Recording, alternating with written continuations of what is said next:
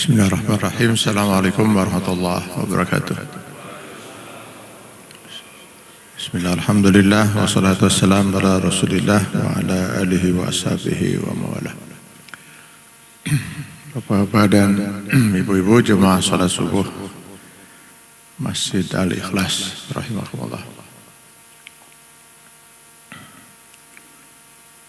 Di dalam Quran surah Ibrahim ayat 24-25 Allah memberikan tamsil kepada kita tentang insan yang paripurna dalam pandangan Allah, di mana Allah memisalkan keberadaan mereka itu kasajaratin thayyibah, seumpama sebuah pohon yang baik. Jadi insan yang paripurna itu digambarkan seperti sebuah pohon. Asluha sabit, akarnya itu kuat, menghujam ke dasar tanah. Wa faruha fis sama, sementara dahan dan rantingnya menjulang ke langit, maksudnya menjulang ke atas. Pohon itu tumbuh dengan subur, lalu dia berbuah, ya, di mana buahnya itu bisa dinikmati oleh masyarakat yang hidup di sekitar pohon itu. Kullahin, setiap saat, biizni rabbiha, dengan seizin Allah Tuhan. Itulah gambaran manusia yang paripurna menurut pandangan Allah SWT. Hampir sepakat para ahli tafsir menyatakan bahwa yang dimaksud dengan akar pada pohon itu adalah kalimat thayyibah, yaitu kalimat tauhid la ilaha illallah. Jadi akidah, keimanan itu ibaratnya akar pada sebuah pohon. Tentu kita semua maklum kalau pohon akarnya sudah rusak karena dimakan oleh binatang-binatang tanah, atau dia sudah terangkat dari dasar tanah, habislah cerita pohon itu. Pohon itu tidak mungkin bisa tumbuh, apalagi berbuah. Sebaliknya, selama akar itu masih kokoh, kalau pohon itu ditebang, dia akan tumbuh lagi. Jadi begitulah pentingnya akidah dalam pandangan Islam. Diibaratkan seperti akar pada sebuah pohon. Kalau akar pohon itu kokoh, menghujam ke dasar tanah, insya Allah angin sekencang apapun tidak akan merobohkan pohon itu. Berbeda kalau akarnya itu lemah, gitu ya. Mungkin dengan angin-angin sepoi saja sudah bisa tumbang pohon itu. Nah, saya melihat kondisi kita umat Islam ini terbentuk, Pak, tidak sesuai dengan apa yang dicontohkan oleh Rasul dengan bimbingan Allah SWT. Selama 23 tahun masa risalah itu, 13 tahun itu hanya urusan akar, Pak. Bagaimana membentuk akar yang kokoh itu. Sehingga melahirkan para sahabat yang luar biasa keislamannya itu. Sehingga sementara kita tidak seperti itu, Pak. Sehingga dengan mudah umat ini terombang-ambing, Pak. Kadang-kadang ada paham seperti ini, terombang ke sana. Ada paham lagi yang seperti itu, terombang ke situ. Bahkan terombang-ambing, tidak jelas keislamannya lagi. Nah, itu. Ini akibat dari ya akidahnya, akarnya itu lemah. Makanya dari sinilah kita mulai memahami hadis Rasulullah yang mengatakan, "Man kana akhiru kalami la ilaha illallah dakhalal jannah." Siapa yang sampai akhir hayatnya dia tetap kokoh mempertahankan prinsip la ilaha illallah, maka pasti dia masuk surga. Pasti, kata Rasulullah. Jadi Allah menilai orang yang beriman, setiap orang yang beriman dan benar keimanannya itu pasti masuk surga. Gitu. Berapapun dosa yang dia perbuat. Kalau dosanya banyak, melebihi timbangan amalnya, paling dia mampir saja di neraka. Tapi untuk masuk surga, pasti. Sebaliknya, kita menjadi lebih paham lagi, kenapa orang kafir itu terancam kekal di neraka. Ya karena dia tidak memiliki tiket utama untuk masuk surga, yaitu keimanan, akidah. Maka innal ladzina kafaru min ahlil kitab wal musyrikin fi nari jahannam khalidina fiha. Apapun bentuk kekafiran, selama dia kafir, maka dia terancam kekal selama-lamanya di neraka jahannam.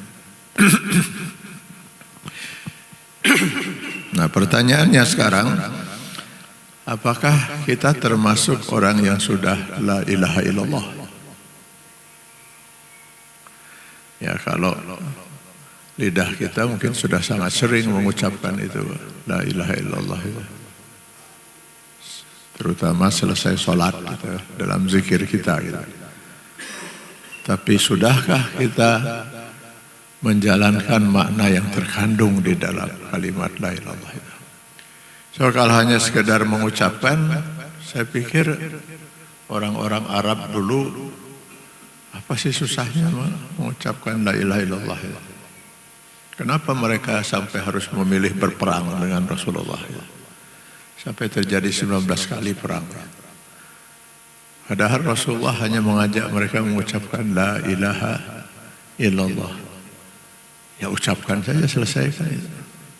Daripada harus perang itu ya. Karena mereka faham betul makna yang terkandung di balik la ilaha illallah itu. Kalau itu mereka ucapkan, akan berubahlah semua kehidupan mereka. Mereka sudah tidak mungkin lagi menyembah berhala yang mereka selama ini sembah. Seluruh tatanan kehidupan mereka selama itu di zaman jahiliyah harus berubah. Harus diganti dengan tatanan kehidupan yang ditetapkan oleh Allah Subhanahu wa taala. Itu yang membuat mereka memilih lebih baik peranglah gitu daripada harus mengucapkan la ilaha illallah. Karena la ilaha illallah itu mengesahkan Allah dari tiga sisi, tiga hal. La ilaha illallah dalam pengertian yang pertama adalah mengesahkan Allah dari segi zat. La ilaha illallah, la ma'buda illallah. Tidak ada zat tempat kita manusia mengabdi kecuali Allah. Jadi tujuan hidup kita adalah diciptakan untuk mengabdi kepada Allah. Wa ma khalaqtul jinna wal insa illa liya'budun, Az-Zariyat ayat 5. Maka hidup kita yang berla ilaha illallah ini, hidup kita hanya untuk mengabdikan diri pada Allah. Jadi makanya bagi yang biasa membaca ini dalam doa iftitah salatnya, inna salati wa nusuki wa mahyaya wa mamati lillah. Semua hidup kita ini hanya untuk Allah. Al-An'am 162. Wa ma umiru illa liya'budullaha mukhlishina lahuddin. Al-Bayyinah ayat 5. Jadi hidup kita itu hanya untuk mengabdi kepada Allah. Saya tidak mungkin mengabdi kepada selain Allah. Jadi kalaupun ada bakti kita dalam hidup ini kepada keluarga, kepada masyarakat, pada negara, itu harus dalam rangka mengabdi pada Allah. Baru itu la ilaha illallah. Jadi saya sebagai suami melakukan kewajiban sebagai suami pada istri, pada keluarga, memimpin rumah tangga karena Allah. Saya mencari rizki karena Allah. Saya menjalani hidup ini karena Allah. Saya berbakti pada masyarakat, pada negara karena Allah. Karena itu saya tidak mungkin mengabdi kepada siapapun dan kepada apapun kalau bukan karena Allah. Itu baru la ilaha illallah. Maka seperti yang saya katakan tadi, itu sebabnya kenapa bangsa Arab jahiliyah itu lebih memilih perang aja lah. Karena dia tahu akan berubah seluruh tatanan kehidupan dia dengan la ilaha illallah itu. Jadi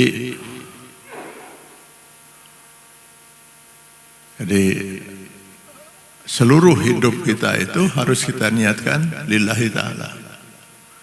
Yaitu inna sholati wa nusuki wa mahyaya wa mamati lillahi rabbil alamin. Makanya kalau nyanyi lagu itu rada ini ya, padamu negeri kami mengabdi, padamu negeri kami berbakti, bagimu negeri jiwa raga kami. Inna sholati wa nusuki wa mahyaya wa mamati padamu negeri. Ini harus kita luruskan.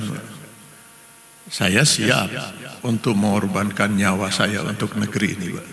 Insya Allah saya siap. Kalau suatu saat dituntut, saya harus mengorbankan nyawa bagi negeri ini, siap saya, Pak. Kalau itu diridhoi Allah. Karena hidup saya untuk Allah. Kalau untuk Allah, saya siap mengorbankan apa saja.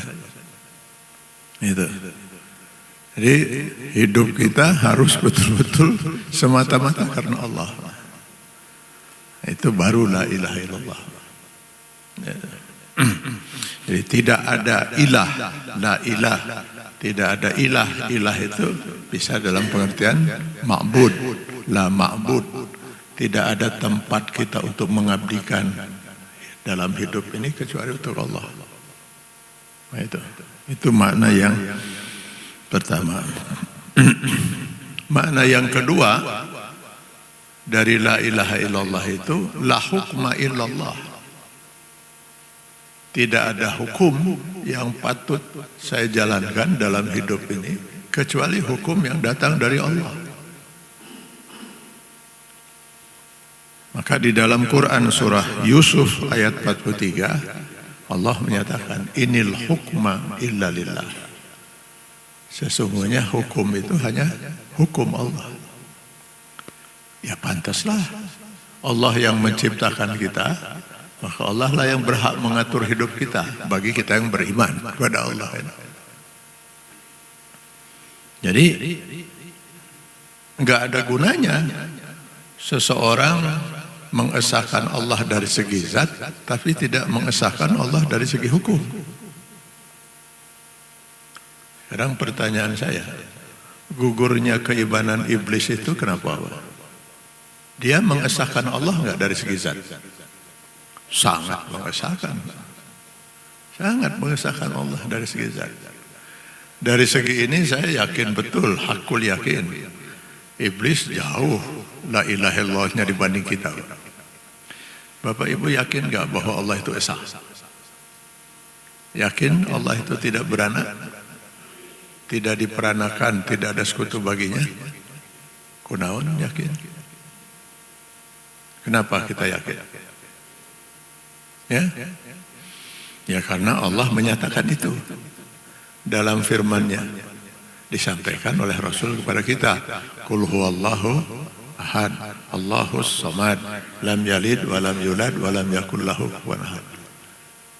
Pernah berjumpa dengan Allah? Pernah melihat Allah? Pernah berdialog dengan Allah? Enggak. Kita hanya beriman karena Allah berfirman saja. Lo iblis itu berdialog langsung dengan Allah. Iblis itu melihat betul kalau Allah itu tidak punya anak. Bahwa Allah itu tidak ada sekutu. Jadi kalau sekarang banyak manusia yang tersesat menganggap Allah itu punya anak, iblis gak mungkin sesesat itu. Iblis meninggali pisan, Allah tetap buka budak. Iblis itu melihat betul kalau Allah itu gak ada sekutu itu. Bahwa Allah itu betul-betul esa. Jadi tauhid iblis itu jauh di atas kita. Kita hanya meyakini karena Allah berfirman aja. Gak pernah kita menyaksikan Allah ya. Jadi pantaslah kalau keimanan iblis itu bisa bertahan sampai 80.000 tahun. Keimanan iblis dengan keturunannya bertahan selama 80.000 tahun. Hidup dalam la ilaha illallah. Lalu kenapa akhirnya dinyatakan gugur?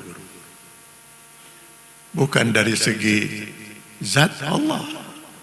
Dia dinyatakan gugur karena tidak mau mengesahkan Allah dari segi hukum. Allah membuat aturan, ditolak. Dan di iblis menganggap aturan Allah itu salah. Maka dia tidak mau melaksanakan aturan Allah.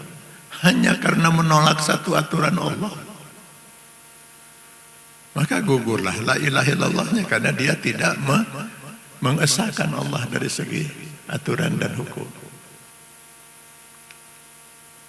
Jadi la ilaha illallah itu jangan hanya diartikan seorang mengimani Allah dari segi zatnya saja. Bahwa Allah esa dari segi zatnya. Apa artinya seorang mengesahkan Allah dari segi zat kalau tidak mengesahkan Allah dari segi hukum gitu kan. Allah itu dia harus diesahkan dari segala yang terkait dengan Allah Subhanahu wa taala gitu. Itu. Nah, sekarang bagi kita sebagai seorang mukmin kalau kita beriman, maka kata Al-Qur'an di awal Al-Baqarah, zalikal kitabu la raiba fih. Al-Qur'an itu tidak ada keraguan. Yang mana yang tidak boleh kita ragukan itu? Ya semua isi Al-Quran. Zalikal kitab. Zalikal kitab. Seluruh isi Al-Quran itu nggak boleh ada satupun ayat kita ragu. Bagaimana kita mau meragukan? Allah berfirman kita ragukan. Bagaimana bisa dikatakan mukmin itu? Bagaimana bisa dikatakan dia itu mukmin? Dia mengaku Allah itu sebagai ilahnya, tapi dia menolak aturan Allah, si iblis itu. Jangankan menolak, ragu saja sudah bukan seorang mukmin. Makanya ketika Allah Subhanahu wa taala menolak keimanan sekelompok orang-orang Arab Badui yang menyatakan keimanannya di hadapan Rasulullah di Al-Hujurat ayat 14. Qalatil Arabu amanna qul lam tu'minu. Kalian belum beriman kata Allah. Karena itu katakanlah bahwa kalian sudah Islam. Nah, kalau ngaku Islam silahkan aja itu ya. Banyak orang mengaku Islam tapi bukan orang yang beriman. Itu orang munafik kan gitu. Tapi kalau orang yang beriman itu yang bagaimana yang beriman? Di ayat 15-nya dijelaskan oleh Allah. Innamal mu'minuna allazina amanu billah wa rasulihi summa lam yartabu. Orang yang beriman itu ya mereka beriman pada Allah dan Rasulnya, beriman pada Quran, beriman pada semua hadis. Lalu dia tidak ada keraguan sedikit pun terhadap ayat dan hadis yang Allah nyatakan itu. Gak ada keraguan. Bahwa misalnya dia belum mampu melaksanakan, nah itu persoalan lain. Tetapi keraguan tidak dimungkinkan sama sekali. Gak mungkin seorang mukmin meragukan firman Allah itu. Gitu. Jadi semua isi Al-Quran itu harus diyakini kebenarannya, mutlak benar. Pasti benar. Dan semua yang bertentangan dengan Al-Quran pasti salah. Itu keimanan. Kalau kita bicara keimanan, saya harus menyampaikan masalah ini ya, supaya ini masalah selamat tidaknya kita, Pak. Kita akan selamat tidaknya di akhirat, di sini, Pak, kuncinya. Ini tiket utama kita yang mutlak harus dimiliki oleh kata Rasulullah, barang siapa yang mati dalam keadaan la ilaha illallah pasti masuk surga. Artinya apa di balik itu? Yang tidak la ilaha illallah pasti tidak mungkin masuk surga. Nah sekarang masalahnya, betulkah kita sudah la ilaha illallah? Andai kata besok kita meninggal dunia, kita masuk surga enggak itu? Jangan kita lah. Jangan besok atulah. Ini langsung besok nih pada kadar itu gitu. Andai kata besok kita meninggal dunia gitu. Kita yakin masuk surga? Yakin? Kalau kita ya mukmin pasti, bukan ya pasti itu. Pasti kita. Lah yang menyatakan Rasulullah. Yakin. Mangkana akhir kalam la ilallah dakhala jannah. Pasti kalau kita mukmin. Masalahnya kita ini mukmin tidak. Itu masalahnya. Masalahnya kita itu betul berpegang pada la ilaha illallah atau tidak. Ya kalau sekedar mengucapkan ya. Nah, sudahkah? Nah, sekarang masalahnya tadi, bahwa kita tidak dimungkinkan sama sekali untuk meragukan aturan, meragukan isi Al-Quran. Bukti bahwa kita tidak ragu apa? Kita siap menjalankan ini. Ya kan itu. Bukti bahwa kita itu tidak ragu dengan kebenaran Al-Quran itu apa? Nah, kita siap menjalankan. Sudah kita jalankan isi Al-Quran itu.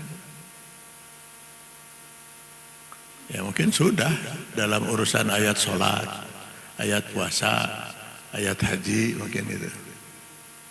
Ayat zakat itu. Nah, itu kan hanya berapa ayat dalam Al-Quran. Sementara ayat-ayat yang lain pernah kita menjalankan itu. Ini masalah.